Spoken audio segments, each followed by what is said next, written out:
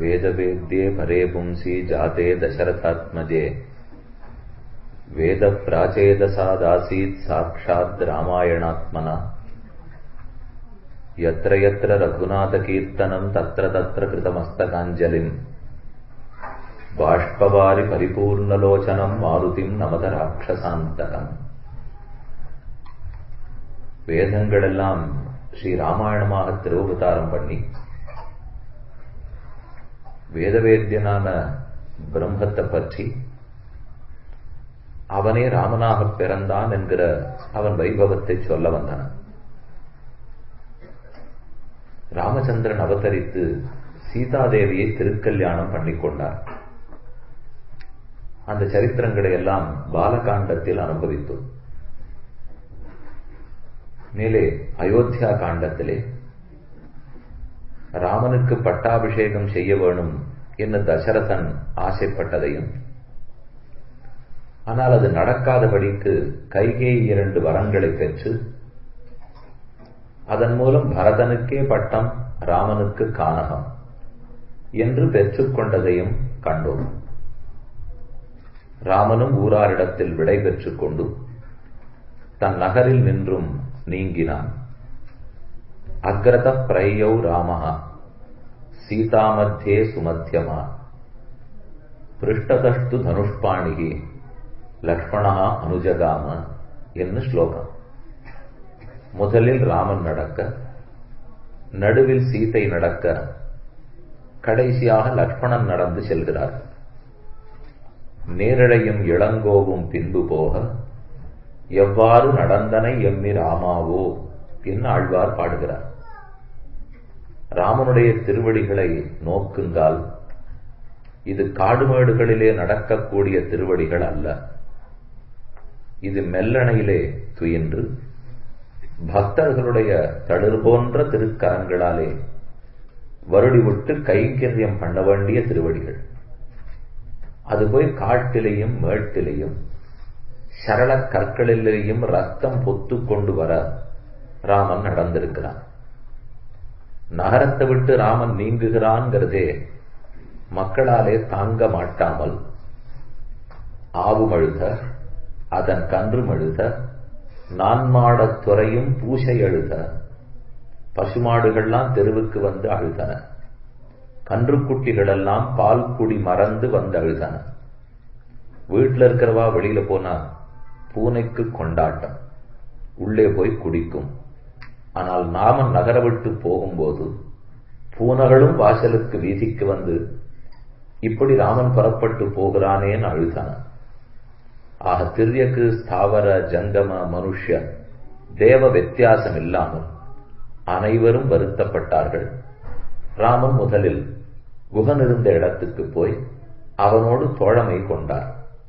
குகனோடும் தோழமை கொண்டதுமோர் அடையாளம் என்ன ஆழ்வார் சாதிக்கிறார். குகப்பெருமானிடத்தே ஒரு ராத்திரி தங்கி மறுநாள் பொழுது விடிந்தவாறே குகனே கங்கக்கரையை தாண்டி கொண்டு போய் விட்டான். ஒரு நாள் ராத்திரி ராமன் அங்க குகனிடத்துல சேனிச்சிருக்கிறச்சே லக்ஷ்மணன் தூங்காமல் வில் பிடித்து பிரதட்சணமாக வந்து காத்து கொண்டிருந்தான். ராமனும் சீதையும் கீழே தூங்கிட்டு இருக்கார். லக்ஷ்மணன் ஜாகரூகனாய் தூங்காமல் அவர்களுக்கு என்ன வந்துடுமோன்னு பார்த்து கொண்டிருந்தான். குகனுக்கு துளி சந்தேகம் தோற்றிற்று. ஏன் லக்ஷ்மணன் தூங்காம இருக்கிறான்? அவனு ராஜகுமாரன் தானே. ஒருவேளை பரதன் நாட்டை பறித்தான், இலக்குவன் உயிரை பறித்து விடுவனோ என்று குகன் நினைத்தான். அவன் நினைக்க வேண்டியது தேவையே இல்லை. ஆனா ராமனை பார்த்தவுடனே மனசு உருகி போய் அப்படி நினைத்து லக்ஷ்மணனை பார்த்து குகன் சொல்லுகிறான், இயம் தாத்த சுகசையா துவதர்த்தம் உபகல்பிதா. ஏ பிள்ளாய் லக்ஷ்மணா, உனக்காக ராமனுடைய திருவடி பக்கத்திலே படுக்கை விரித்திருக்கிறேன், நீயும் தூங்கு அப்படின்னு சொல்லி பார்க்கிறான். ஆனா லக்ஷ்மணன் மறுக்கிறான். கதம் தாசரதௌ பூமௌ சயானே சகசீதையா சக்யா நித்ரா மயா லப்தும் ஜீவிதம் வா சுகானிவா. ராமன் கீழே படுத்து நான் பார்த்தது கிடையாது, ஆனால் இப்போது படுத்திருக்கான். அவன் படுத்தாலும் என்னுடைய மதனியார் கீழே படுத்து நான் பார்த்தது கிடையாது. அவள் பிறந்ததோ ஜனக குலம், புகுந்ததோ தசரத குலம். அவள் போய் பூமியில படுத்து இருக்கிறத பார்த்துட்டு இக்கண்களுக்கு தூக்கம் வாராது. இனிமே திரும்ப இவா ஊருக்கு போகணும், அவர்களுடைய சப்பரமஞ்சத்திலே படுக்க வேணும், அப்பதான் லக்ஷ்மணனுக்கு தூக்கம் என்று உறுதியாக சொன்னான் இலக்குவன். இப்ப குகன் பார்த்து சொல்றார், இன்னும் அவனுக்கு சந்தேகம் வலுத்துடுது. எப்ப தூங்க மாட்டேங்கிறானோ அப்ப ராமன் தூங்கிட்டு இருக்கிறச்சே தான் அடிச்சுட்டான்னா என்று நினைத்து கொண்டு லக்ஷ்மணன் எங்கெங்க காலடி வைக்கிறானோ அங்கங்கெல்லாம் இவனும் பின்னாடி காலடி வச்சே சுத்தி வந்துட்டு இருக்கான். ராமனை சுத்தி இலக்குவன் நடக்க, இலக்குவனை சுற்றி அவன் போன இடத்திலேயே குகன் நடந்துட்டு இருக்கான். குகனுக்கு சிஷ்யர்கள் வேடர்கள் நிறைய பேர் இருக்காள் இல்லையோ, அவள் தோணித்துலாம் என்னத்துக்கு குகன் ராத்திரி முழுக்க தூங்காத இருக்கா? குகனுக்கு ஆச்சாரமோ அனுஷ்டானமோ உயர்ந்த குலப்பிறப்போ கிடையாது. ஏழை ஏதலன் கீழ்மகன் என்னாது இறங்கி மற்றவர் கிண்ணருள் சுரந்து மாழமான் மடநோக்கி உன் தோழி உம்பி எம்பி என்ன திருமங்கையாழ்வார் பெரிய திருமொழியில் 50 பாசுரங்கள் திருவரங்கத்துக்கு சமர்ப்பித்தார். அதுல இது ஒரு பாசுரம். ஏழை ஏதலன் கீழ்மகன், உயர்ந்த குலத்துல பிறக்கலே, ஞானமில்லை அனுஷ்டானமில்லை, இது எதுவும் இல்லாத குகன் போய் எதுக்கு லக்ஷ்மணனுக்கு பின்னாடி போயிட்டு இருக்கான்? ஒருவேளை இவன் ஏதானும் தப்பு பண்ணிடுவனோ என்று குகனுடைய தொண்டர்களுக்கு சந்தேகம் வந்துட்டு அவன் கால வச்ச இடத்துல இவா வச்சு நடக்க ஆரம்பிச்சுட்டான். 2 பேர் மட்டும் சொஸ்தமா தூங்கிட்டு இருக்கான். மிச்ச எல்லாரும் அவளை சுத்தி சுத்தி ராத்திரி முழுக்க நடந்துட்டே இருக்கான். லக்ஷ்மணன் நடக்கிறார், அடுத்து குகன் நடக்க, அடுத்து குகனுடைய பரிகரம் நடக்கிறது. இந்த ஸ்ரீவச்சன பூஷணம்ங்கிற கிரந்தத்திலே பிள்ளை லோகாச்சாரியர் என்னும் ஆச்சாரியர் விசாரித்து கொண்டு என்னத்தினால இந்த மாதிரி நடக்கிறது, இவாளுக்கு அவனுக்கு என்ன சம்பந்தம்? லக்ஷ்மணன் நடக்கிறது வாஸ்தவம், என தம்பி அவன் ரட்சிச்சாரன். மற்ற பேர் எதற்கு அப்படி நடக்கிறார்கள் என்றால், ஒரு நாள் முகத்திலே விழித்தாரே வடிவழகு படுத்தும் பாடுன்னு சாதித்தார். ராமனுடைய முகத்துல ஒரு நாள் நம்ம விழிச்சிருந்தோம்னால் அது படுத்துற பாடு வைக்கிற துடிப்பு தான் இது தனி. அது வேடனா இருக்கட்டும், வேடுவச்சியா இருக்கட்டும், ராட்சசியா இருக்கட்டும், யாராக இருந்தாலும் ராமனுடைய திருமண்டலம் அனைவரையும் ஈர்த்து தன்னிடத்துல பரிவு கொள்ள வைக்கும். அதனாலதான் இரவு முழுக்க ரட்சிச்சிட்டு இருந்தார்கள். மறுநாள் குகன் ஏற்றி அமர்த்தி வைத்தான். இக்கரையிலிருந்து அக்கறைக்கு கொண்டு போய் விட்டுட்டு மெதுவே பரத்வாஜ ஆசிரமத்துக்கு போய் அவரிடத்தில் எங்க தங்கலாம்னு ராமன் வழிகட்டான். சிறிது தூரம் நடந்து போறாமா, மந்தாகினி நதிக்கரையிலே சித்திர ஊடம்ங்கிற ஊர் வரும். ரொம்ப ஆச்சரியமான திருத்தலம். அங்க போய் நீ சுகமே இருக்கலாம், உன்னுடைய மிச்ச ஆண்டுகளை கழிக்கலாம், தெய்வ சங்கல்பம் இருந்தால் அப்படின்னு பரத்வாஜர் சொல்லி அனுப்பிச்சுட்டார். ராமனுக்கு தோணித்து எப்ப இப்படி சொன்னாரோ அநேகமா நாங்க இருக்க போறதில்லை அப்படின்னு நினைச்சதே தான் ராமனே புறப்பட்டு போனான். அந்த இடத்துல ஒரு சூக்ஷ்மான அர்த்தத்தை வால்மீகி சொல்றார். அதாவது சித்திரக்கூட்டத்துக்குள்ள நுழையறதுக்கு முன்னாடி வால்மீகிய சந்தித்து அவரிடத்திலே வழி கேட்டு கொண்டுதான் சித்திரக்கூடத்துக்கு போனான்னு இருக்கு. அப்ப வால்மீகி ஆசிரமம் அங்க இருந்திருக்கு. ஆனா நான் முதல் நாள் வரைக்கும் உங்ககிட்ட என்ன சொன்னேன், கான்பூருக்கு பக்கத்துல பிட்டூர் இருக்கு, அங்கதான் வால்மீகி ஆசிரமம்னு சொன்னேன் இல்லையோ. இப்ப கான்பூர் பக்கத்துல இருக்கா இல்ல, இது உத்தரப்பிரதேசம் மத்திய பிரதேசத்தினுடைய எல்லைக்கோட்டில் இருக்கு சித்திரக்கூட்டம். இது இன்னும் கிழக்கே, அது இன்னும் மேற்கே. அது இந்த இடத்துல இருக்கா அந்த இடத்துல இருக்கான்னு சந்தேகம் வரும். ராமாயணம் எழுதுவதற்கு முன்பாக வால்மீகி சித்திரக்கூடத்துக்கு பக்கத்துல தான் இருந்தார். அதுக்கு அப்புறம்தான் தன்னுடைய ஆசிரமத்தை மாத்திண்டு விட்டூர் பக்கம் போறார். அவர் அங்க போனது மட்டுமல்ல, 3வது இடத்துக்கு போனார் அவர். ஏன்னா இன்னொரு கதை சொன்னேன் சொல்லு, லவகுஷர்கள்லாம் ராமாயணத்தை பாராயணம் பண்ணிட்டு இருக்கா. 3-4 நாள் கழிச்சு குழந்தைகளை பார்க்கணும், ஆச்சாரியனை பார்க்கணுங்கிற ஆசை ராமனுக்கு வந்தது. பரதா போய் அழைச்சினுவான்னு சொன்னார். உடனே ஷட்டென்று போய் அழைச்சின்னு வந்துட்டார் அப்படின்னு ஒண்ணு சொன்னேன். ஷட்டென்று போய் அழைச்சின்னு வர்றதுக்கு விட்டூர்ல இருந்து அயோத்திக்கு எல்லாம் அழைச்சின்னு போக முடியாது. மேலும் ராமன் அயோத்தியில கூட இல்லை, நைமிஷாரண்யத்துலதான் நடந்தது. யஜ்ஞசாலை ராமனுக்கு நைமிஷாரண்யம்ங்கிறதையும் சொன்னேன். அங்கதான் யஜ்ஞத்தின் போது இந்த குழந்தைகள்லாம் வந்து பாடிட்டு இருக்கா. அப்ப நைமிஷாரண்யத்துக்கு பக்கத்துல இருக்கா, எங்கேயோ இருக்கே கான்பூர் நமக்கு தோணும். அவர் அங்கிருந்து எழுதிந்தவர் குழந்தைகள் ஒரு ஊரா பாடிண்டே போனாலும் இல்லையோ, பாடிண்டே இடத்த மாத்திண்டு நைமிஷாரண்யத்துக்கு பக்கத்துல வந்துட்டார் அவர். ஏன்னா அது பக்கத்துல ரிஷிகள் கணங்கள் அதிகம். அங்க இருக்கிற ரிஷிகளுக்கெல்லாம் இந்த குழந்தைகள் சொல்லி சொல்லி இவர்களுக்கு நான் பழக வேணுங்கிறதுக்காக இந்த இடத்துக்கு ஒரு கூட்டின்னு வந்தார். அப்ப வால்மீகி 3 இடத்துல இருந்திருக்கார். ராமன் உள்ள போறதுக்கு முன்னாடி சித்திரகூடத்தினுடைய வாசல்ல இருந்திருக்கார். ராமனுக்கு ராஜ்யபட்டாபிஷேகம் ஆற சமயத்துக்கு கான்பூருக்கு பக்கத்துல பிட்டூர்ல இருந்திருக்கார். அப்புறம் தான் இந்த கதையை எழுதியிருக்கார். பிரம்மா வந்தது அந்த இடத்துல தான். அப்புறம் 3வது இடம் இந்த கதை எழுதி உலகத்துல பிரச்சாரம் பண்ண போகும்போது அப்ப நைமிஷாரண்யத்துக்கு பக்கத்துல வந்திருக்கார். இன்னைக்கு நீங்க உத்தரப்பிரதேசத்துக்கு போனீங்கன்னா இந்த 3 ஆசிரமத்தையும் சேவிக்கலாம். சித்திரகூடத்துக்கு வெளியிலயும் வால்மீகி ஆசிரமம் இருக்கு, சேவிக்கலாம். கங்கை நதிக்கரையிலே கான்பூர்ல இருந்து ஒரு 40 மைல் தூரம், அங்கேயும் சேவித்துக் கொள்ளலாம். நைமிஷாரண்யத்துக்கு பக்கத்துலயும் ஆச்சரியமான வால்மீகி ஆசிரமம். இந்த குழப்பம்லாம் வேண்டாங்கிறதுக்காக சொல்றேன். ஏன்னா இதெல்லாம் கதைன்னு சாதாரணமா சில பேர் சொல்லிட்டு போடுவார். இதுல இருக்கிற ஒன்னொன்னு ரொம்ப தூரம் பெரியோர்கள்லாம் நமக்கு எழுதி வச்சிருக்கா. இது எந்தெந்த இடத்துல எது எது இருக்கு, நேர போய் பார்த்தா நம்பிட்டு போறோம். வேற ஒன்னும் இப்போ சாட்சியே தேவை கிடையாது. ஆகையாலே சித்திரகூடத்துல நுழையறதுக்கு முன்னாடி வால்மீகி இடத்துல அனுமதி பெற்று ராமன் இருந்தான்ங்கிற வரைக்கும் அந்த காட்சி, அந்த கதையை அங்க விட்டுட்டோம்னா, இன்னும் அயோத்தியிலே தசரதனுக்கு என்ன ஆச்சுன்னு பார்க்கணும் இல்லையோ. பிள்ளைகள் வேற ஊர்ல இல்லை. பரதனும் சத்ருகனும் கேகே ராஜ்யத்துக்கு போயிருக்கார்கள். தசரதனுக்கு தாங்க மாட்டாமல் போன்னு அழறதுக்கு தொடங்கினான். குகேன சாத்தம் தத்ரைவ ஸ்திதோஸ்மி திவசான் பகுவம் ஆசையா எதிமாம் ராமஹ புனഃசப்தாபயேதிதி. குகனிடத்திலிருந்து ஓடத்துல ஏறிண்டு அந்த பக்கம் ராமன் போனான் இல்லையோ. 2 நாள் சுமந்திரன் இக்கரையிலேயே தேர வச்சிருந்து நின்னான். இந்த ஸ்லோகம் ரொம்ப அழகான ஸ்லோகம். ஆசையா எதிவா ராமஹ புனഃசப்தாபயேதிதி. ராமன் அக்கறைக்கு போட்டும், இதுவரைக்கும் அவன் இறங்கி நடந்து பழக்கம் இல்லை. நான் தான் தேர் ஓட்டியிருக்கேன் ராமனுக்கு. அந்த பக்கம் போய் இறங்கினோடனே ஏதோ தெம்புல சொல்லிட்டு போயிட்டான் ராமன். ஆனா அவனால நடக்கிறதுக்கு முடியாது. ஒரு 10 அடி நடந்த உடனே கால் வலிக்க போறது, சீதா கால் வலிக்கும். உடனே சுமந்திரா தேரக்கொண்டான்னு சத்தம் கேட்கும். அதனால குஹனை இந்த பக்கம் நிறுத்தி வச்சிட்டு இருக்கா.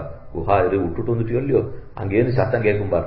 அப்ப படகு எடுத்து நம்ம தேர் எடுத்து போவோம் அப்படின்னு சொல்லி சுமந்திரன் நின்றான். ஆனா காதல ஒலியே கேட்கல. 2 நாள் தான் நின்னான். ஆசையா எதிவா ராமஹா புனഃசப்தாபயேதிதி. காதல ஓசை விழலே. சரி, இனிமே அவன் கூப்பிட போறதில்லை, நம்மை கைவிட்டு விட்டான் அப்படிங்கிற நினைப்போட சுமந்திரன் திரும்பி வந்து, விஷயேதே மகாராஜ மகாவியசன கரிசிதாக அபிவிருக்ஷாக பரிம்லானாக சபுஷ்பாங்குர கோரகாக உபதப்தோதகா நத்யா பல்வலானி சராம்சிச்ச. தசரதா, உன் நாட்டு செய்தி சொல்லுகிறேன் கேள். விஷயேதே மகாராஜ ராமவியசன கரிசிதாக. ராமனிடத்திலேருந்து விட்டு பிரிஞ்சு போயிட்டபடியாலே எல்லா மரங்களும் பட்டு போகுந்துட்டான். தசரதன் சந்தேகத்தோட கேட்கிறான், ஒருவேளை இலையுதிர் காலமோ, இல்ல தோட்டக்காரர் ஒழுங்கா ஜலம் கொட்டலையோ ஏதுன்னு கேட்டான். சப்தத்துல சம்ஸ்கிருதம் கூட மறந்து போட்டியா தசரதா. விஷயேதே மகாராஜ ராமவியசன கர்த்திதாக அபிவிருக்ஷா பரிமலானாக. விருக்ஷ சப்தத்துக்கு அர்த்தம் சொல்லணும்னாலே அதனுடைய பாத்தியில் கழுத்தளவு தண்ணீர் நிரம்பி இருக்கிற மரத்துக்கு தான் விருக்ஷான்னு சொல்ல முடியும். உலர்ந்து கிடக்கிற மரத்துக்கு விருக்ஷ சப்த பிரயோகம் வாராது. கிளியே சொன்ன இந்த பாஷை ரொம்ப பணகார பாஷை, வசத்தியான பாஷைன்னு. ஜலம் இல்லாத மரத்துக்கு பேருண்டு, ஜலம் இருக்கிற மரத்துக்கு பேருண்டு, இலை இருக்கிற மரத்துக்கு பேருண்டு, இலை உதிர்ந்த மதத்துக்கு பேருண்டு. இப்போ அந்த மாதிரி ஒரு சப்த தேகம்னு சொல்றோம், சரீரம்னு சொல்றோம். ரெண்டுத்துக்கு நம்ம உடம்புன்னு தமிழ்ல சொல்லுவோம், உடல் ஆக்கேன்னு. ஆனா தேகம்னா அர்த்தம் வேறே, சரீரம்னா அர்த்தம் வேறே. வளருவதற்கு தேகம்னு பேரு, இழைக்கிறதுக்கு சரீரம்னு பேரு. யாரான ஒருத்தரை பார்த்து போன தினம் பார்த்ததுக்கு இப்ப பெருத்தாப்பல் இருக்கலான்னா தேகம் தானேன்னு, யாரான பார்த்து இழைச்சாப்பல் இருக்கலான்னா சரீரம் தானேன்னு சொல்லணும். அதனால பெருக்கச்சே சரீரம் சொல்லக்கூடாது, இழக்கச்சே தேகம்னு சொல்லக்கூடாது. திக உபச்சயேன்னு தாத்து சீரியதேதி சரீரா. ஜீரணமாயிண்டே போறது பாருங்க, அதனாலதான் அதுக்கு சரீரம்னு பேர். வளர்ந்துட்டே போறதுனாலதான் அதுக்கு தேகம்னு பேர். அதனால ஒன்னொன்னுக்கு சப்தம் வேறு. அபிவிருக்ஷா பரிம்லானாக சபுஷ்பாங்குர கோரகாக. இப்படி மரங்கள் அத்தனையும் பட்டுப்படுத்து தசரதாய் தான் உன் நாட்டினுடைய நடப்பு. நிரானந்தா மகாராஜ ராம பிரபிரஜான் அனுசுரா கௌசல்யா புத்திரஹீனேவ அயோத்தியா பிரதிபாதிமே சூதஸ்ய வச்சனம் ஸ்ருத்வா வாசா பரமதீனயா பாஷ்போகதையா சூதம் இதம் வச்சனம் அப்ரவீத். இந்த சூதனாகிற தேரோட்டி சொல்லுவதை கேட்டு தொடர் கொண்டை அடைத்து போய் மேற்கொண்டு குரலே வெளியில வராமல் மெதுவே அழுது அரற்றுவதற்கு தொடங்குகிறான் தசரதன். யத்யாபி மமைவாக்ஞா நிவர்த்தயது ராகவம் ந சக்ஷ்யாமி வினாராமம் முகூர்த்தம் அபி ஜீவிதம். இனி ஒரு முகூர்த்த காலம் கூட ராமனை விட்டு பிரிந்து நம்மால் வாழ முடியாது. ஹா ராம ராமானுஜ ஹாஹா வைதேகி தபஸ்வினி நமாம் ஜானீத துக்கேன மிரியமானம் அநாதவது. ஒரு அநாதைய போலே பிள்ளை பெறாதவன் இறக்கிறா போலே நான் இறக்கப் போகிறேன். ஹா ராம ஹா ராமானுஜ. இடத்துல ராமானுஜங்கிற சப்தம் வந்திருக்கு. ராமனுடைய தம்பி லக்ஷ்மணனை கூப்பிட்டு இருக்கார் ராமானுஜர்னு. ஆனால் ராமானுஜன் லக்ஷ்மணனுடைய அவதாரம் தான். ஆதிசேஷனாக முதல் யுகத்திலேயும், இலக்குவனாக 2வது யுகத்திலேயும், பலராமனாக 3வது யுகத்திலேயும், பகவத் ராமானுஜராக 4வது யுகத்திலேயும் ஆதிசேஷன் பிறந்தார் என்று சொல்லுவார்கள். அனந்த பிரதமம் ரூபம் லக்ஷ்மணஸ்து ததப்பரம் திருத்தீயா பலபத்ரஸ்து கலௌ ராமானுஜஸ்ததா.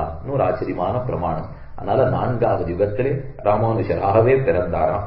நமாம் ஜானீத துக்கேன மிரியமானம் அநாதவத்து. கௌசல்ய பக்கத்துல வரா, கிட்டக்க கூப்பிடுறான் தசரதன். கௌசல்ய என்ன நீ தொட்டு பாருங்க கொஞ்சம். ஆனா ராமனை பிரிச்ச பாபிங்கிற எண்ணத்தோட என்ன தொடாதே, வேற வழி இல்லாமல் கெட்டு போயிட்டாங்கிற எண்ணத்தோட என்ன தொடு. நீ எனக்கு மனைவி தான், நீ என்னவனா என்னை பத்தி நினைத்துக் கொள்ளுவார்.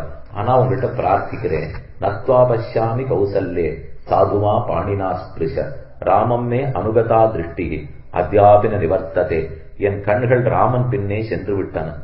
அத்தியாபின நிவர்த்ததே, கண்ணு திரும்பி வரல, ராமன் பின்னாடி போடுத்து. நத்வா பஷ்யாமி கௌசல்யே, உன்னை நான் பார்க்கல, என் கண்ணுக்கு நீ தெரியல. சாதுமா பாணினா ஸ்பிருஷ, உன் கையால என்ன தொடு உணர்ச்சியான்னு இருக்கான்னு பாக்குறேன். என்ன கண்ணுதான் போடுத்து, தெரிஞ்சு போச்சு. ராமன் பின்னே போன கண்கள் மீளப் போவதில்லை. இது வியாக்கியானத்துல பெரியவா சங்கர் ரொம்ப ஆச்சரியமா சாதித்தார். ராமம்மே அனுகதா திருஷ்டி மே திருஷ்டி, என்னுடைய கண்கள் ராமம் அனுகதா, ராமன் பின்னே சென்று விட்டன. என்னுடைய கண்கள்னு தசரதன் என்ன சொல்றானா, இத்தனை நாள் இந்த கண்கள் என்னதுன்னு நினைச்சிருந்தேன் சுமந்திரா கௌசல்யே. ஆனா இப்ப புரிஞ்சு போச்சு, இந்த கண்கள் என்னதே அல்ல, இது ராமனுடைய கண்கள், அதனால பின்னாடி படுத்து. இந்த கண்ணு என்னதா இருக்கும், என் பக்கம் நான் பேசும் இத்தனை நாள் தப்பா நம்பிட்டு இருந்தேன். எப்ப சமயம் வரச்ச காலை இழுத்து விட்டுடும்னு தெரிஞ்சு விட்டேன். எங்கிட்ட இல்லையே கண்கள், ராமன் பின்னாடி படுத்தே. கடல் கொண்ட வஸ்துவ தேடி பிரயோஜனம் இல்லை. கடல்ல ஒரு பொருளை போட்ட தேடிட்டா கிடைக்குமா? சமுத்திரைவ காம்பீர்யேன்னு ராமனை பத்தி சொல்லுவார்கள். காம்பீரியத்தில் ராமன் சமுத்திரத்துக்கு ஒத்தவன். அப்ப ராமனே சமுத்திரம். குணானாம் ஆகரோ மகான், குணக்கடலுள் ராமன். அந்த கடல்ல கண்ணு விழுந்துருத்து, தேடி பிரயோஜனம் இல்லை. ராமம்மே அனுகதா திருஷ்டி. மேலும் கண்ணுக்கு வேலை பார்ப்பதுன்னு நினைச்சிருந்தேன் கௌசல்யே, ஆனா கண்ணு நடக்கும்னு இப்பதான் தெரிஞ்சுட்டேன். ராமன் முன்னாடி நடந்தார், என் கண்ணு அனுகதா பின்னாடி புறப்பட்டு போய் சொல்லியோ. ராமம்மே அனுகதா திருஷ்டி அத்தியாபின நிவர்த்ததே. நான் எத்தனை அழுது பார்த்தும் இன்னும் திரும்பி வரவே இல்லை. வெவ்வாயேன் வெவ்வுற கேட்டு இருநிலத்த வேண்டாதே விரந்து வெண்ணி மைவாய களிரொழிந்து தேளிரொழிந்து மாவொழிந்து வனமே மேவி. குலசேகரர் ஒரு 10 பாசுரங்கள் பாடினார். நேற்று சொன்னேன் சொல்லி, நான் சொன்ன உரையை கேட்டுத்தானே ராமன் வெளியில போனான். மொத்த ராஜ்யத்தையும் துறந்தான். வெண்வா கைவாய் களிரொழிந்து தேரொழிந்து மாவழிந்து வனமே மேவி. களிர் யானையை விட்டுட்டான், தேர்களை விட்டான், குதிரையை விட்டான், மொத்தத்தையும் துறந்தன்னோ தான் புறப்பட்டு போனான். வெவ்வுற கேட்டு இருநிலத்தை வேண்டாதே விரைந்து வெண்ணி மெய்வாய களிரொழிந்து தேரொழிந்து மாவொழிந்து வனமே மேவி. வெய்வாய வேல் நெடுங்கண் நேழழையும் இளங்கோவும் பின்பு போக எவ்வாறு நடந்தன எம்மி ராமாவோ. உன்னை இழிந்திட்டேன் இழிசகையேனே, உன்னை இழந்திருக்கிற நான் மிக தாழ்ந்தவன். வா போகு வா என்னும் வந்துருகால் கண்டுபோ மலராள் கூந்தல் வெய் போலும் எழில் தோடி தன் பொருட்டா விடையோன் தன் வில்லைச்சத்தாய். கைமாவன் நடை அன்னவன் நடை கமலம் போல் முகமும் காணாது எம்மானை என் மகனை இழந்திட்ட இழிசகையேன் இருக்கின்றேனே. உன்னுடைய முகத்தை பார்க்க முடியல, உன்னுடைய நடையழக பார்க்க முடியல, அம்மானு கூட்டிட்டு நீ வருவியே. அம்மாவின் நுகந்தழைக்கும் ஆர்வச் சொல் கேளாதே அணிசேர் மார்பம். அம்மா என்னை சொல்லிக் கொண்டு ராமன் ஓடி வந்து அணைத்துக் கொள்ளுவார். ராமனுக்கு கௌசல்யை விட தசரத இடத்துல ரொம்ப பிரீத்தி அழைக்குமா. அந்த பிரீதியோடு கூப்பிடக்கூடிய ஒரு சொல்ல கேட்க மாட்டாமல் நான் இன்னும் உயிரோடு இருக்கிறதுல அர்த்தமே கிடையாது. 300 நாள் மடுவாளி செலவாங்கி அவந்தவத்த முத்தும் சத்தாய். உன்னையும் உன் அருமையும் உன் மோயின் வருத்தமும் ஒன்னாக கொள்ளாது. என்னையும் என் மெய்யுரையும் மெய்யாக கொண்டு வனம்புக்க எந்தாய். நின்னையே மகனாக பெறப்பெறுவேன் 7 பிறப்பும் நெடுந்தோள் வேந்தே. உன்னை பார்க்கல, உங்க அம்மாவை பார்க்கல, உன்னுடைய அருமையை பார்க்கல, ஒண்ணுமில்லை, ஒரு சத்தியம் நான் கொடுத்துட்டேங்கிற ஒன்றை பார்த்து நீ காட்டுக்கு போனீரமா. இதை யோசித்து பார்த்தால் 7 பிறவி எடுத்தாலும் இனி நீதான் நமக்கு பிள்ளையாக இருக்க வேண்டும். சுமந்திரனை வசிஷ்டரின் கூட்டு வைத்து ஓன் அழுதான்.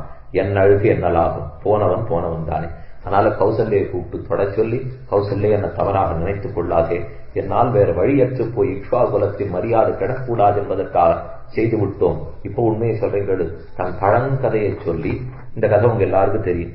தசரதர் ஒரு தடவை மான் அடிக்கிறேன் நினைச்சிருந்து ரிஷிகுமாரனை அடிக்க அவன் வயோதிக தம்பதிகள் கண்ணிழந்த தாய் தாப்பனாருக்கு கைங்கினம் எழுந்தவனுக்கு உயிர் படுத்து.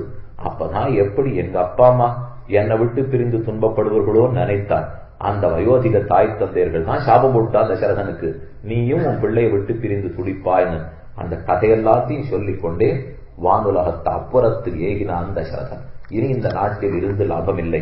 ராமனை இழந்த நாடு நாடா என்று சொல்லிக்கொண்டே புத்திரம் வியசனஜம் துக்கம் யதேதன்மம சாம்பிரதம் ஏவந்தம் புத்திர சோகேன ராஜம் காலம் கரிஷ்யசி தஸ்மான்மா மாகதம் பத்ரே தஸ்யோதாரஸ்ஸ தத்வஜா சக்ஷுத்யாந்தாந்த பஷ்யாமி கௌசல்யே தம் ஹிமாம் ஸ்பிருஷ.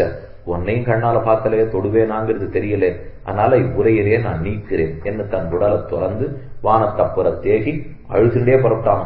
ஹா ராகவ மகாபாகோ ஹா மமாயாச சானசாசன ஹா பிதிருப்பிரிய மேநாத ஹா மமாசி கதசுத ஹா கௌசல்யேன பஷ்யாமி ஹா சுமித்ரே தபஸ்வினி ஹா நிஷம்சே மமாமித்ரே கைகையீ குலபாம்சினி இதி மாதுஷ்ச ராமஸ்ய சுமித்ராயாச்ச சந்நிதம் ராஜா தசரதஸ்ச அஜீவிதான் உபாகதான்.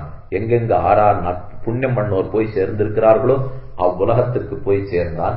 அந்த புறத்தில் அத்தனை பேர் ஆத்கரண்டம் ஏற்பட்டு போன் அழுத்து தீர்த்து தைலத்திலே கொண்டு போய் ஜாகிரத பத்தி உடல வைத்தார்கள். பரதனுக்கு சீக்கிரமாக செய்தி அனுப்பப்பட்டது. பரதனும் விஷயத்தை கேட்டுக்கொண்டு மாதுள கிரகத்திலிருந்து திரும்பி வருகிறார். ஊருக்குள்ள நுழையும் போதே சோபை இழந்திருந்தது நாடு. எங்கும் விளக்கில்லை, எங்கு ஆறு முகத்திலேயும் புன்னகை இல்லை. என்ன நடந்ததோன்னு பயந்து கொண்டு அரண்மனைக்கு போய் முதல்ல கைகையனுடைய அந்தப்புறத்துக்கு போய் பார்க்கணும். தசரதன் அந்தப்புறத்துல பார்ப்போம் அப்படின்னு போய் பார்த்தா அந்த இடத்துல இல்லை. அபஷ்யதஸ்து ததஸ்தத்ர பிதரம் பிதுராலயே ஜகாம பரதோ திரட்டும் மாதரம் மாதுராலயே பரத பிரேக்ஷ ஜக்ராக ஜனன்யா சரணோ சுபவ் தம்மூர்த்தினி சமுப்பாக்ராய பரிஷ்வஜ யசஸ்வினம் அங்கே பரதமாப்போப்பிய பிரட்டும் சமுபசக்கிரமே. எப்ப வந்தாலும் தகப்பனார் எதிர்கொண்டு அழைத்து தூக்கி மடியில உட்கார்த்து வந்து கொஞ்சுவரே, எங்க தகப்பனார காணும் என்று தேடிக்கொண்டு அபஷ்யதஸ்து ததஸ்தத்ர பிதரம் பிதுராலயே தசரதனுடைய அந்தப்புறத்திலே காணமாட்டாமல் நேர தாயினுடைய அந்தப்புறத்துக்கு சென்றான். அப்பதான் பார்த்தா கைம்பெண் கோலத்தில் நின்றிருந்தாள் கைகை. இதே நம்ம போகிற செய்வ ஒழுங்காத்தான இருந்தா எப்படி இந்த மாதிரி ஆயிட்டாள்னு தகப்பனார் எங்கே அப்படின்னு முதல் கேள்வி கேட்டார். யாகதி சர்வபூதானாம் காங்கதின் தேபிதாகதா ராஜா மகாத்மா தேஜஸ்வி யாயஜூக சகாங்கதி பபாத சகசா பூமோ பித்ருஷோக பலாந்திதா. அப்ப சொல்ற வார்த்தை ரொம்ப கடோரமான பாஷணம். கைகி அவனை பார்த்து, எல்லாரும் ஒரு நாள் எவ்விடத்துக்கு போய் சேருவார்களோ பரதா அவ்விடத்துக்கு உன் தந்தை போய் சேர்ந்தார் அப்படின்னு பதில் சொல்றாங்க. தந்தை போயிட்டார்னு இப்படியா ஒரு மனைவி பேசுவோம்?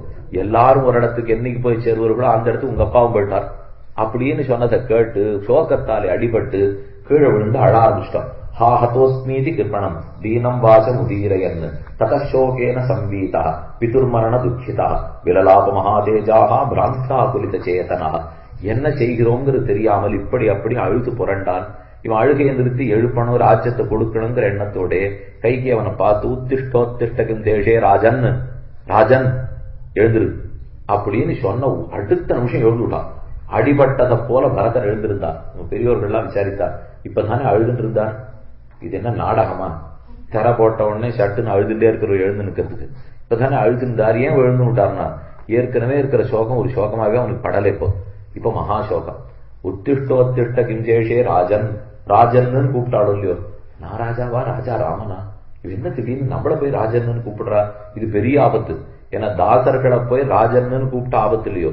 பரதனை பொறுத்த வரைக்கும் ஒரே சொத்து பகவத் தாசியம். பகவானுக்கு நான் தாசன் நினைச்சிருக்கிறதா அவனுக்கு சொத்தே.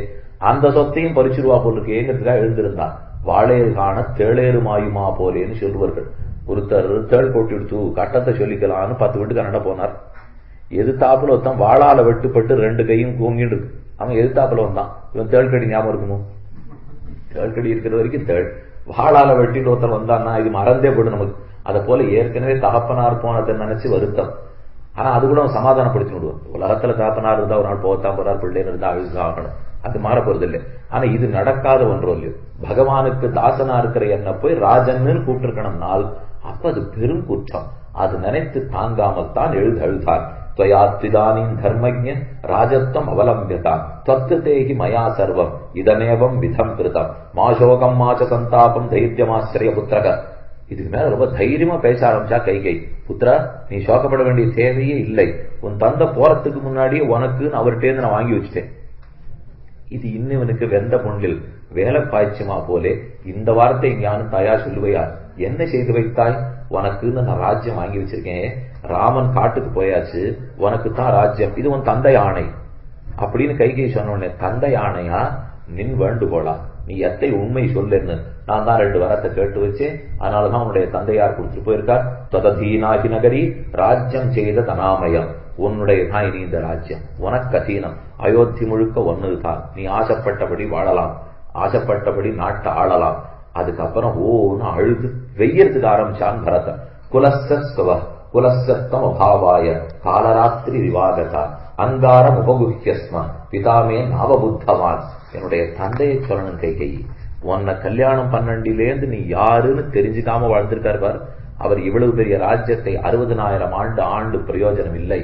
உன்னை இன்னார்னு தெரிந்து கொள்ளாம எப்ப அந்தப்புறத்துல வச்சிட்டு இருந்தாரோ அது ராஜாவுக்கு குற்றம். ஒரு ராஜான்னாலே எந்த பிரஜை எப்படி யோசிக்கிறார் முதற்கொண்டு அவருக்கு தெரியணும். அப்பதான் எல்லா மக்களையும் காப்பாத்துறதுக்கு முடியும். தன் அந்தப்புறத்திலேயே தவறான பிரஜையை வைத்துக் கொண்டு இவன் எங்க நாட்டை இவ்வளவு காலம் ரட்சித்தார், தாத்தனார நான் இன்னி வரைக்கும் நிந்திச்சது கிடையாது. ஆனா இன்னைக்கு தோணுகிறது இப்படி நம் தந்தை செய்தது குற்றமே. யோசித்து பார்த்தார், போனவரை பத்தி பேசி பிரயோஜனம் இல்லை. யாரு குற்றவாளியாக இருக்க முடியும்? ராமன் காட்டுக்கு போனார் இல்லையோ, இதுக்கு யாரோட குற்றமா இருக்க முடியும் யோசித்தான். நம் அந்தராயாக நச்ச மாதுரஸ்யாக தோஷோ நராஜ்யா நச்ச ராகவஸ்ய மத்பாபமேவாத்திர நிமித்தமாசீது வனப்பிரவேசே ரகுநந்தனஸ்ய. நம் அந்தரதான் காரணம். அவ தானே போய் எல்லாத்தையும் கொடுத்துட்டா போ. மந்திரை சொல்லி என்ன லாபம்? அவ தாசி, தலைவிக்கு நல்லது பண்ணுவோங்கிறதுக்காக பண்ணிவிட்டா. புத்தி கைகேயிக்குன்னா இருந்திருக்கணும். அப்ப குற்றம் கைகேயி பேர்ல காரணம். கைகேயி கூட புத்திரவாத்சல்யத்தால தப்பு பண்ணிருப்பாள். புத்தி தசரதனுக்குன்னா இருந்திருக்கணும். அவனுக்கு தெரிஞ்சிருக்க வேண்டாமா எது கூடும் கூடாதுன்னு? அதுவும் சொல்ல முடியாது. அவன் சத்திய பிரதிஜன், இக்ஷ்வாகுலத்துல பிறந்தவாளுக்கே இது ஒரு பெரிய கட்டம். ஆனா ராமனுக்கு என்ன தெரிஞ்சிருக்கணும்? மூத்தவன் இருக்க இளையவனுக்கு பட்டம் இல்லை. தசரதா நீ இப்ப பட்டாபிஷேகம் பண்றியா, கிரீடத்தை எடுத்து நானே தள்ள வச்சுட்டுருவான் அப்படின்னு ராமன் கேட்டிருக்கணும். அதனால இவாளுக்கு தான் ராமனுக்கு தான் குற்றம். யோசித்தான், ராம அவதார பிரயோஜனமே பித்ருவாக்கிய பரிபாலனம். அப்ப அவனை குற்றம் சொல்லி பிரயோஜனம் உண்டா? எனக்கு யாரத்தான் குற்றம் சொல்லணும்? மந்தரையும் குற்றம் இல்லை, அடுத்து சொன்ன கைகையும் அல்லள், தசரதனும் அல்லள், ராமனும் அல்லன். யோசித்து பார்த்தவன், மத்பாபமேவாத்திர நிமித்தமாசீது வனப்பிரவேசே ரகுநந்தனஸ்ய. நான் தான் பாபம். நான் இந்த ஊரை விட்டு விலகாமல் இருந்திருந்தா இந்த அனர்த்தம் நடந்திருக்காது இல்லையோ. நான் ஏன் இங்கிருந்து குறப்பு போனேன்? எவ்விதத்திலையும் பரதன் காரணம் இல்லை. ஆனா அதை எடுத்து தந்தல்ல போட்டுக்கிறான் பரதனுக்கு. மத்பாபமேவாத்திர நிமித்தமாசீது வனப்பிரவேசே ரகுநந்தனஸ்ய. 15ஆம் பாட்டு திருப்பாவையில் ஆண்டாள் ஒரு ஆச்சரியான சொல்லை ஆண்டுள்ளாள். எல்லே இளங்கிளியே இன்னம் உறங்குதியோ சில்லன் அடையேன்மின் நங்கமீர் போதறிகின்றேன் வல்லை உன் கட்டுரகள் பண்டே உன் வாயெரிதும் வல்லீர்கள் நீங்களே நானேதானாயிடுகான்னு வருது பாருங்க. இந்த நானேதானாயிடுகாங்கிறது இல்லாத குற்றத்தை உண்டு என்று ஏறிட்டு சொன்னாலும் இல்லை செய்யாதே உண்டு என்று இசைகை தானறிந்த ஸ்ரீவைஷ்ணவத்துவம். இது ஸ்ரீவைஷ்ணவம் எது அப்படின்னு விசாரித்து பதில் சொல்லியிருக்கா. நாம பண்ணாத தப்ப நான் தான் பண்ணேன்னு தலையில ஏற்றினா கூட ஆம் நானே செய்தேன் அப்படின்னு யார் தைரியமா ஏத்துக்கிறானோ அவன் தான் தானே அறிந்திருக்கிற ஸ்ரீவைஷ்ணவன். பரதன் ஏத்துக்கிறான் பாருங்க, அவன் தப்பு அவனுக்கு இல்லை. ஆனா அதை தன்னதுன்னு ஏற்றுக்கொள்ளுகிறான் இல்லையோ. கடைசியில் எல்லாரையும் கூட்டினான். நம்மால் இந்த ராஜ்ய பொறுப்பை ஏற்க முடியாது, நான் இப்போதே புறப்பட்டு சித்திரகூடத்துக்கு செல்கிறேன். அப்பதான் மகாமேதாவி வசிஷ்டர் உள்ள வந்தார். இது வரைக்கும் இவரிடத்துல கைகையின் இடத்துல பேசிட்டு இருக்கான் இல்லையோ. வசிஷ்டர் வந்து ராஜ்யம் அராஜகமா படக்கூடாது, பரதா பட்டாபிஷேகம் பண்ணிவிடும். அவர் பங்குக்கு அவர் வேற இப்ப வந்த பொண்ணுல வேலை பாய்ச்சினார். இவன் ஏற்கனவே கவலைப்பட்டு அழுதுட்டு இருக்கான். அவரான சரி ஞானி ஒழுங்கா பேசுவர்னு பார்த்தா வந்தவர் இதை போல சொன்ன உடனே பரதன் எழுந்திருந்து சபா மத்தியத்திலே மறுபடியும் ஓன் அழுது, வசிஷ்டரே நீர் இவ்வளவு பெரிய திருடரா இருப்பீர்னு நான் எதிர்பார்க்கவில்லை என்ன அவரை பார்த்து சொன்னான். வசிஷ்டர் ஏற்கனவே நான் வந்திருக்கேன், அக்னியிலேருந்து இன்னி வரைக்கும் இந்த குலத்தை நான் தான் காப்பாற்றி வந்திருக்கேன், இப்ப என்ன திருட்டுத்தனம் கண்டாய்? அப்ப பரதன் சொன்னாரு, அங்க இருக்கிற ஒரே சொத்து ராமதாசியம், அதை விட்டுட்டு என்ன ராஜான்னு சொன்னீர்னா என் சொத்தை திருடிட்டு காத்தன அர்த்தம். நான் ராமனுக்கு சொத்தே தவிர என்னால் நாட்டை ஆள முடியாது தடுத்தான் பரதன். ரொம்ப சாமர்த்தியமா பேசுறதா நினைச்சிருந்து வசிஷ்டர் ஒரு யுக்தி சொன்னார். ஏன் ஒரு சொத்து இன்னொரு சொத்தை ஆளாதானே? ராமனுக்கு நீ ஒரு சொத்து, ராமனுக்கு ராஜ்யம் ஒரு சொத்து. ஒரு ரத்தனத்தை ஒரு பொட்டிக்குள்ள வச்சா பொட்டியும் என் சொத்து, ரத்தனமும் என் சொத்து. பொட்டி ரத்தனத்தை காப்பாத்துற சொல்லு. அது போல நீ ராமனுக்கு சொத்து, ராஜ்யமும் ராமனுக்கு சொத்து, நீ ராஜ்யத்தை காப்பாத்திட்டு போயேன் இப்படின்னு வேற இவர் ஞானத்தெல்லாம் பிரயோகிச்சார். பரதன் ஞானத்தெல்லாம் கேட்டுக்கிற நிலைமையிலெல்லாம் இல்லை. அவன் பக்தி பாரவசியத்தாலே என்ன பண்ணுகிறோன்னு அறியாத பாவசுத்தி நிலைமையில இருக்கிறான். அப்படி இருக்கிறவருக்கு போய் நம்ம இதெல்லாம் நயனன் சிந்தந்தி சத்ராணி உபதேசம் எல்லாம் அழிந்தா அவன் கேட்டுக்கு போறதே இல்லை. பரதன் திரும்ப சொன்னா, வசிட்டா ரொம்ப சாமர்த்தியமா பேசுறதா நினைச்சிட்டு பேசுறீர், ஆனா அதுல அர்த்தமே இல்லை நீ சொன்ன வாதத்திலே. ரத்தன பெட்டி ரத்தனத்தை காக்கும் ஒத்துக்கிறேன். ஆனா தானே ரத்தனத்தை எடுத்து தங்குள்ள வச்சுக்கோ, அது வச்சுக்காது இல்லையோ. ஒரு உடையவன் பார்த்து ரத்தனத்தை எடுத்து பொட்டிக்குள்ள வச்சா பொட்டி காப்பாத்தும். இப்ப நானே எடுத்து ராஜ்யத்தை யார் மூலமா பலவந்தமா தலையில போட்டுனுட்டு நானும் ராமனுக்கு சொத்து, ராஜ்யம் ராமனுக்கு சொத்து, நான் சொத்த ஆள்றேன்னா இது கேள்விப்பட்டதில்லை. அப்ப வசிஷ்டர் கேட்கிறார், ராமனா பார்த்து ஆளுன்னு சொன்னா ஆளுவியான்னார். அவன் என்ன சொன்னாலும் செய்வேன். இது அவன் சொன்னால்தான் நான் செய்வேனே தவிர நாம ஏற்றுக்கொள்வதில்லை. இது லக்ஷ்மணனுக்கும் பரதனுக்கு இருந்த பெருத்த வேறுபாடு. என்னால் கிழியது சொல்லியிருக்கேன். சேஷத்துவங்கிற நிலையில லக்ஷ்மணன் இருந்தார், பாரதந்திரம்ங்கிற நிலையிலே பரதன் இருந்தார். ராமன் திருவுள்ளப்படிதான் பரதன் நடப்பனே தவிர தன் ஆசைப்படி ஒரு நாளும் அவன் நடக்க மாட்டான். அதனால 6ன்னு பார்த்தா ராமனை விட லக்ஷ்மண வசந்தவன் தான், லக்ஷ்மணனை விட பரதன் வசந்தவன் தான், பரதனை விட சத்ருகன வசந்தவன் தான். என்ன பாகவத சேஷத்துவம், பாகவத பாரதந்திரம்ங்கிற நிலைமையிலே நின்றார். ஆழ்வார்கள் அனைவரையும் விட மதுரகவி ஆழ்வாருக்கு ஒரு படி ஏற்றம் தான். அதே போலத்தான் மற்ற பேரை காட்டிலும் சத்ருகனாழ்வானுக்கு ஏற்றங்கிறதை நம் பூர்வாச்சாரியர்கள் பல இடத்திலையும் வியாக்கியானம் பண்ணி காட்டியுள்ளார்கள். ஆக பரதன் வசிஷ்டர் சொன்ன சொல்ல தவிர்த்து முதலில் தகப்பனாருக்கு ஈமச் சடங்குகளை செய்வோம். தைலத்துக்குள்ள காப்பாற்றி வச்சிருக்கா, தாழ் தள்ளக்கூடாது. இது என்ன அனர்த்தம் இவ்வளவு பெரிய ராஜாவுக்கு? உடனே செய்வோங்கிறதுக்காக சத்ருகனை கூப்பிட்டு சிதைய மூட்டு என்றார். வசிஷ்டர் அப்பதான் பேரிடியை இறக்கினார். பரதா நீ ஈமச்சடங்கு பண்ண முடியாது என்றார். நான் பண்ணாதே, ராமன் லக்ஷ்மணன் இல்லையே, நான் தானே செய்ய வேணும் தான். ராமன் இல்லே மூத்தவன், அடுத்தவன் நான் தானே, நான் தான் கைகிற வேணும் தான். உயிர் துறக்கும் போது உன் தந்தையார் ஒரு வார்த்தை சொல்லிட்டு உயிர் திறந்துட்டார். கைகேயி மனைவி அல்லள் என்று துறந்தேன், பரதனின் மகன் அல்லன் என்று துறந்தேன் என்று சொல்லிட்டபடியா சத்ருகனன் தான் கடன் பண்ண முடியுமே தவிர பரதா நீ பண்ண முடியாதுன்னு பேசினார் வசிஷ்டர். அப்போ கம்பர் ரொம்ப ஆச்சரியமா ஒரு பாசுரத்தில் சொல்றார், பிரத பூஷணைக்கு உரிய பேரிலே அரசு செய்வதோ ஆவதாகினே. உமக்கு தெரிந்த நேர்மை வசிட்டா ஆருக்கும் தெரியாது. கொஞ்சம் யோசித்து பதில் சொல்றார். ராஜ்யத்தை ஆளணும்னு சேர் நீ தான் வாரிசு ஆளணும்னு சொன்னீர். ஆனா கைங்கரியம் பண்றேன்னு சொல்லச்சே நீ வாரிசு இல்லை, கைங்கரியம் பண்ணக்கூடாதுன்னு சொல்றீர். ஒன்னு 2 இடத்துலயும் என்னை ஏத்துக்கும், இல்ல 2 இடத்துலயும் இல்லேன்னு சொல்லணும். ஒன்னு ராஜ்யமே இல்லைன்னு சொல்லணும், சடங்கு பண்ணக்கூடாதுன்னு சொல்லணும். இல்ல ராஜ்யத்தை ஆடையம்னு சொல்லும், சடங்கையும் பண்ணணும்னு சொல்லும். நான் தகப்பனாரு கைங்கரியம் பண்ண வரையன்னச்சே பிள்ளை இல்லைங்கிறீர், ஆனா ராஜ்யத்தை ஆளணும்னுச்சே நீ தான் பிள்ளைங்கிறீர். இப்படி மாற்றி பேசுவது எனக்கு புரியவில்லை. இப்ப செய்யலாமா கூடாதா? முடியாதுன்னு வசிஷ்டர். என்ன தசரதன் சொல்லிட்டு போனது. அவர்கள் எல்லாருக்கும் இந்த சத்தியவாதம்ங்கிறது என்ன நடந்தாலும் ஒரே வாதமாக உள்ளது. அதனாலதான் மாற்றி பேசாமல் பணம்னா சத்ருகன் தான் பணம் அப்படின்னு சொல்லிட்டார். சரி நிச்சித்த மூட்டி சத்ருகன் கையிலேயே அக்னி கொடுத்து எல்லா கைங்கேற்றமும் தசரதனுக்கு பண்ணி முடிக்கப்பட்டது. அடுத்தது அறிவிச்சுட்டான், கௌசல்ய இடத்துல போவோம், அனுமதி பெற்றுக் கொள்ளுவோம், அங்கிருந்து நாட்டு மக்கள் முழுக்க அழைத்துக் கொள்ளுவோம். முன்னாடியே கௌசல்யனுடைய அந்தப்புறத்துக்கு போகிறார். அவ பார்த்து இந்தவ கூப்பிட்ட உடனே பரதா எத்தனை நாளாவும் மனசுல இதை வச்சிட்டு இருந்தேன். அவள் என்ன சொல்றாய் தாயே, ஏன் உன்னுடைய தாயார் தான் பிரிச்சுட்டா ராமனே, நீயும் அது உணர்ந்தையோ என்ன ஒரு வார்த்தை கௌசல்ய கேட்ட உடனே இதை நான் எதிர்பார்க்கவே இல்லை. ஏதோ வசிஷ்டர் ராஜ்யத்துக்காக ஆண் பேசுகிறார், ஞானி பேசுகிறார்னு விட்டுட்டேன். ஆனா தாய் நீ இப்படி பேசியிருக்கலாமா என்ன அவளுடைய திருவடியை பற்றி கொண்டு சத்யசந்த சதாம் ஸ்ரேஷ்டா யஸ்யார்யோ அனுமதேகதா பிரைஷ்யம் பாபீயசாம் யாது சூரியஞ்ச பிரதிமேகது ஹந்துபாதேன காம் சுக்தாம் யஸ்யார்யோ அனுமதேகதா காரயித்வா மகத்கர்ம பர்த்தா பிருத்தியமனர்த்தகம் அதர்மோயோஸ்ய சோஸ்யாஸ்து யஸ்யார்யே அனுமதோகதா. நான் அனுமதித்ததின் பேரில் மட்டும் ராமன் காட்டுக்கு போயிருந்தால் எனக்கு இன்ன பாபம் வரட்டும், இன்ன பாபம் வரட்டும், 32 பதிக்க பண்றான். இன்ன நரக்கம் வரட்டும், இன்ன பாபம் வரட்டும் டூ எல்லாத்தையும் கேட்டுடா கௌசல்லை. பாயசம் கிருசரம் சாகம் விருதாசோஷ்ணாது நிற்கிறனா குருஞ்சாப்யவஜானாது யஸ்யார்யோ அனுமதேகதா. இத்தனை பிரதிக்க பண்ண உடனேதான் கௌசல்லைக்கு புரியுது, பரதா நீ ரொம்ப உயர்ந்தவன் தான், தப்பா சொல்லிட்டேன் இல்ல. சில பேர் நம்ம காலை நரான்னு மிதிச்சிருவா, அதுக்கப்புறம் தப்பா மிதிச்சுட்டேனோ இப்படின்னு அதான் மிதிச்சாச்சே, அப்புறம் நீ தப்புன்னு சொன்னா தப்புன்னு சொல்லட்டா. எல்லாம் பண்ண வேண்டியதெல்லாம் பட்டாச்சு, வைய வேண்டியதெல்லாம் வச்சாச்சு. அதுக்கப்புறம் ரொம்ப வசத்தியா பேசுறா பரதனை பத்தி கௌசல்லை.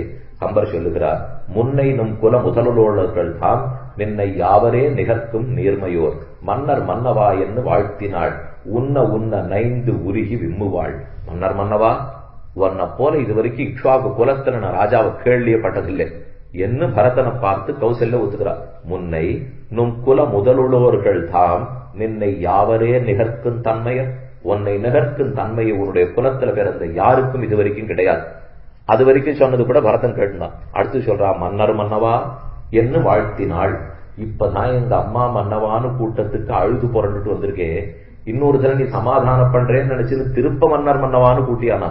இல்லே பரதா, அந்த மன்னவான்னு சொல்லலே, எல்லா மன்னவர்களை காட்டில் நீதான் சிறந்த மன்னம், அதற்காக சொன்னேன் கௌசல்ய சமாதானப்படுத்த. அங்கிருந்து புறப்பட்டு எல்லாருமாக ஊர்க்காரர்களை அழைத்தார்கள். ஆடு மாடு கோழி குதிரை எத்தனை பேருண்டோ மொத்த பேரும் கிளம்பிட்டார்கள். ஏபிச்ச சதிவைஸ்தார்த்தம் சிரசா யாசிதோமயா அகம் சிஷ்யஸ்த தாசஸ்ய பிரசாதம் கர்த்து மருகசி.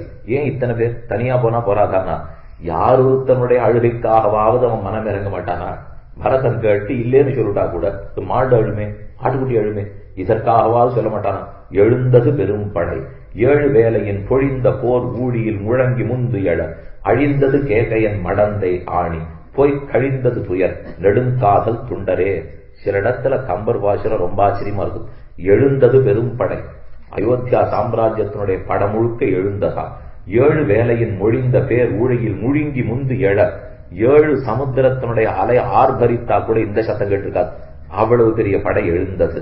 அழிந்தது கேகையன் மடந்தை ஆணி, அத்தோட கேகையன் மடந்தை கைகையனுடைய ஆசை தொலைஞ்சே சொல்லு. இந்த படை எப்ப எழுந்ததோ அதோட இனிமே கைகைப்பட்ட ஆசை நடக்க போறதில்லை. அதனால அழிந்தது கேகையன் மடந்தை ஆணி பேய் கழிந்தது துயர், இனி துயர் கிடையாதுன்னு மக்கள் எல்லாம் நினைச்சுட்டார்கள். நெடுங்காதல் தூண்டவே எல்லாரையும் அழைத்து கொண்டு நேர குகன் இருக்கிற இடத்துக்கு வந்து சேர்க்கிறார். இனி தாண்டித்தானே போகணும், கங்கையை தாண்டி குகனிடத்துல வழி கேட்டுன்னு தானே போயாடணும். இப்ப 2 பேரையும் தெரிஞ்சவர் ஒருத்தரே தான், சுமந்திரர். அவருக்கு தான் பரதனை தெரியும், அவருக்கு தான் குகனையும் தெரியும். இப்ப அறிமுகப்படுத்தி வச்சு, ஏன்னா குகன் கொண்டு போய் எங்க இறக்கி விட்டு வந்தா ராமன் எங்க போனாங்கிறது இவாளுக்கு தெரியாது. இனிமே அது தேடிட்டு தான் போயாகணும். அதனால குகனை பார்த்து முதல்ல அறிமுகப்படுத்துவோம்னா, பரதனும் குகனை திரும்பி பார்க்கல. கங்கை அகலமான ஆறு. இன்னைக்கு நீங்க போய் பார்த்தீங்கன்னா சிங்கிவேரபுரத்துல கங்கைங்கிறது 1 மைல் அகலம். இங்கே நாங்க பார்த்தா 6 நிக்கிறா தெரியாது, அங்கே நீங்க பார்த்தா 6 நிக்கிறா தெரியாது. பெரிய ஆச்சாமரம், கோவிதாமரம், அந்த மரம் தான் அயோத்தியாவாசிகளுக்கு கொடி. அந்த கொடி மட்டும் இக்கரையிலேருந்து பார்த்தா குகனுக்கு தெரிஞ்சது. உடனே மத்த அத்தனை பேருக்கு செய்தி அனுப்பிச்சிட்டான். பரதன் படையெடுத்து வந்து ராமனை பிடிக்க வந்திருக்கிறான், வாருங்கோள். இதான் முதல்ல நினைச்சது. இப்போ ஒத்தரும் பரதனை தப்பா புரிஞ்சுக்கிறான். கௌசல்ய புரிஞ்சுண்டா, தாயை புரிஞ்சுண்டா, ஊர் மக்கள் நினைச்சிருந்தா, அடுத்து பரத்வாஜர் அப்படித்தான் தப்பா சொல்ல போறார். இந்த குகனதை பார்த்த உடனே எல்லாருக்கும் அழைச்சு அனுப்பிச்சுட்டான். ஆச்சரியமா தெரிவிக்கிறார் வால்மீகி. அப்படி குகன் இருக்கும் இடத்தை யதான கருது புத்தி பரதஹா ஸ்வயமாகதா ச ஏஷகி மகாகாயா கோவிதாரத்வஜோரதே பந்தயிஷ்யதி வா பாசைஹி அதவாஸ்மான் வசிஷ்யதி அனுதாசரதிம் ராம பித்ரா ராஜ்யாத் விவாசிதம். ராமனே நாட்டை இழந்து காட்டுக்கு போயிருக்கான்னா, பரதன் பேசாமல் நாட்டோடு இருக்காமல் நாட்டை பறித்தவன் உயிரையும் பறிப்பதற்காக வந்தான். இவனை நம்ம தாண்டி விட போவதே கிடையாது என்று ஓங்கின குரல்ல குகன் நினைச்சிருந்து பேச ஆரம்பித்தான். கட்டிய சுரிகையன், கடித்த வாயினன், வெட்டிய முடியினன், விழிக்கும் தீயினன், கொட்டிய துடி குறிக்கும் கிட்டியது போர் என கங்கை இருகர உடையான். வெட்டிய மொழியினன், அவனுக்கு வெட்டு 1 துண்டு 2 தான் பேச தெரியும். கிராமத்துக்காரெல்லாம் அப்படிதான் பேசுவா, நகரத்துக்காரெல்லாம் வளவளான்னு பேசிட்டே இருப்பாளாம். கம்பர் சொல்றார், வெட்டிய மொழியினன் மாத்தி பேசுறதுக்கெல்லாம் குகனுக்கு தெரியாது, ஒரு பேச்சு தான் அவனுக்கு தெரியும். கட்டிய சுரிகையன், அவன் இடுப்புல கச்சத்தை இழுத்து கட்டின வேகத்தை பார்த்தாலே ஒருத்தர் சண்டைக்கு வரமாட்டான். கட்டிய சுரிகையன், வெட்டிய மொழியினன், விழிக்கும் தீயினன், குறிக்கும் கொம்பினன். கொம்புங்கிறது இப்படி வச்சு வாசிக்கிறா பாருங்க, ஒரு வாத்தியம், அதான் கொம்பு. உடனே தன் கொம்பு வாத்தியத்தை எடுத்து ஊதி கிட்டியது அமர். இந்த தோல்வழிக்கு ஏற்ற சண்டை கிடைக்கலன்னு ரொம்ப நாளா நினைச்சிருந்தேன், இப்போது கிடைத்து விட்டது. வேடர்களே, வேடர் சாதி எங்கெங்கு பாரத தேசத்தில் எங்கிருந்தாலும் இங்கு வந்து உடனே குவியட்டும். இந்த கங்கைக்கரையை தாண்டி ஒரு நாளும் பரதனை போக இவன் விடமாட்டான் என்று சொல்லி அவன் வரட்டும்னு காத்துட்டு இருக்கான். அவனும் கிட்ட கிட்டக்க வரா. அவன் முகத்தை நிமிர்ந்தே பார்க்கல, இப்படி குனிஞ்ச தலையோட பரதன் வருத்தம் தோய்ந்து முகத்தோட வருகிறான். கிட்டக்கையும் வந்தாச்சு. வந்த உடனே சுமந்திரர் தான் ஒத்தருக்கு அறிமுகப்படுத்தி வைக்கணும்னு பார்த்தா. இன்னார் குகன் அப்படின்னு பரதன் இடத்துல சொல்லணும் இல்லையா, ராஜா பரதன். அதனால இவனை பத்தி தான் அவன்கிட்ட முதல்ல சொல்லி ஆகணும். இவனோ திமிர்த்து கொண்டு வில்ல கையில பிடிச்சுன்னு குகன் நிற்கிறான். சுமந்திரன் அவனை அறிமுகப்படுத்தி வைக்கிறார். கங்கை இருகரையுடையான். கங்கையினுடைய 2 கரைக்கு இவர் தான் சொந்தக்காரர். அப்படின்னா சலனமே இல்லை அந்த இடத்துல. கங்கை இருகரை இருந்தா நாடே இருந்தது, அவனுக்கு இல்லாத சொத்தா இவன் பாத்துட்டு போறான். அப்போ அதனால கங்கை இருகரையுடைய திரும்பி பார்க்கல. கணக்கிறந்த நாவாயன், இவனுக்கு கப்பல் எத்தனை தெரியுமானா சுமந்திரன் திரும்பியே பார்க்கல. அதுக்கப்புறம் 3வது சொன்னதுதான் அவனுக்கு வேண்டியதை சொன்னான். உங்கள் உயிர் துணை நாதற்கு உயிர் துணைவன், உங்கள் குலத்தனிநாதன் உன் மூத்தவன் ராமன், அவனுக்கு இவன் உயிர் துணைவன் உடனேதான் நிமிர்ந்தான் பரதன். நம்ம ராமனுக்கு யாரோ வேண்டியவராமேனு. அப்பதான் பரதனுடைய முகத்தை நேர பார்க்கிறான் குஹப்பெருமான். அப்ப சொல்றார், வர்க்கலையின் உடையானை மாசடைந்த மையானை